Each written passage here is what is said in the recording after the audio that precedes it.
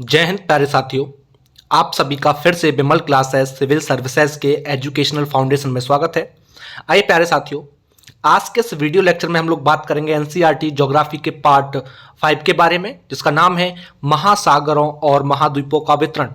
ठीक है, आज हमारा ये 5वां पार्ट रहने वाला है और इसमें हम लोग बात करेंगे महासागर और महाद्वीपों के वितरण के संबंधित जो प्रश्न हैं, जो कि यूपीएससी और पीसीएस परीक्षा के लिए इंपॉर्टेंट है।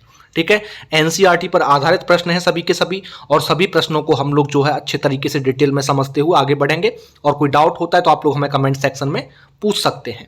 ठीक है, देखिए पहला क्वेश्चन दिया गया है कि निम्नलिखित कथनों पर विचार करें। फर्स्ट स्टेटमेंट है इसमें महाद्वीपीय विस्थापन सिद्धांत अल्फ्रेड वेगनर द्वारा प्रस्तावित किया गया। सेकंड है कि टिलाइट वे अवसादी चट्टानें हैं जो हिमानी निक्षेपण से निर्मित होती हैं। थर्ड है गोंडवाना श्रेणी के आधार तल में टिलाइट अनुपस्थित हैं। उपर्युक्त में से कौन सा या कौन से कथन सही हैं? तो देखिए पहला स्टेटमेंट जो दिया गया है कि महाद्वीपीय विस्थापन सिद्धांत अल्फ्रेड वेगनर द्वारा प्रस्तावित किया गया, बिल्कुल करेक्ट है, क्योंकि 1912 में 1912 ईस्वी में अगर देखा जाए तो जो जर्मन के जो मौसमविद हुआ करते थे अल्फ्रेड वेगनर, उन्होंने इस सिद्धांत को या महाद्वीपीय विस्थापन सिद्धांत को 1912 में प्रस्तावित किया था। ठीक है, और ये सिद्धांत जो है महाद्वीप और महासागरों के वितरण से ही क्या है, संबंधित है। ठीक है, उनसे ही संबंधित है। सेकंड भी ठीक है कि टिलाइट वे चट्टानें होती हैं, अवसादी चट्टानें होती हैं जो हिमानी निक्षेपण से निर्मित होती है। थर्ड स्टेटमेंट हमारा गलत है। क्यों? क्योंकि इसमें कहा है गोंडवाना श्रेणी के आधार तल में टिलाइट क्या है, अनुपस्थित है। लेकिन याद रखना, गोंडवाना श्रेणी के आधार तल में घने रूप से टिलाइट देखने को मिलती है, इसलिए थर्ड स्टेटमेंट गलत है और राइट आंसर हो जाएगा ऑप्शन नंबर बी। केवल 1 और 2 इसमें कथन सही है। ठीक है, नेक्स्ट क्वेश्चन में कहा गया है कि सोना युक्त सराएं यानी कि गोल्ड बियरिंग वेन्स पाई जाती हैं भारत में, ऑस्ट्रेलिया में, ब्राजील में, जर्मनी में। इसका राइट आंसर हो जाएगा ऑप्शन नंबर डी, ब्राजील में। जो सोना युक्त सराएं होती हैं वो कहां पाई जाती हैं, ब्राजील में पाई जाती हैं। नेक्स्ट क्वेश्चन में कहा गया है रिंग ऑफ फायर कहा जाता है प्रशांत महासागर के किनारों को, अटलांटिक महासागर के किनारों को, हिंद महासागर के किनारों को, अंटार्कटिक महासागर के किनारों को। इसका राइट आंसर हो जाएगा ऑप्शन नंबर ए, प्रशांत महासागर के किनारों को। ठीक है, प्रशांत महासागर के किनारों को क्या कहा जाता है, रिंग ऑफ फायर कहा जाता है। क्यों कहा जाता है? इसका एक रीजन है।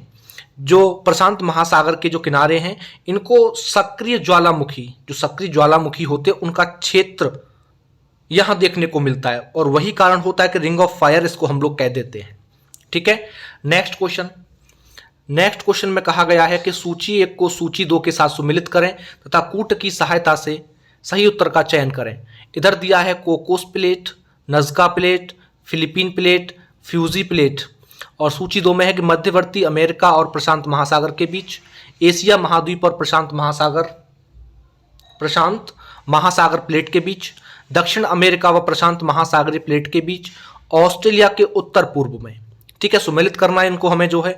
तो याद रखना, अगर देखा जाए तो जो कोकोस प्लेटें हैं ये मध्यवर्ती अमेरिका और प्रशांत महासागर के बीच हैं। ठीक है ना।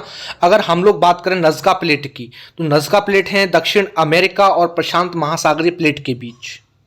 फिलीपीन प्लेट की हम लोग बात करें तो याद रखना एशिया महाद्वीप और प्रशांत महासागरीय प्लेट के बीच स्थित हैं, और जो फ्यूजी प्लेट है ये आपकी ऑस्ट्रेलिया के उत्तर पूर्व में है।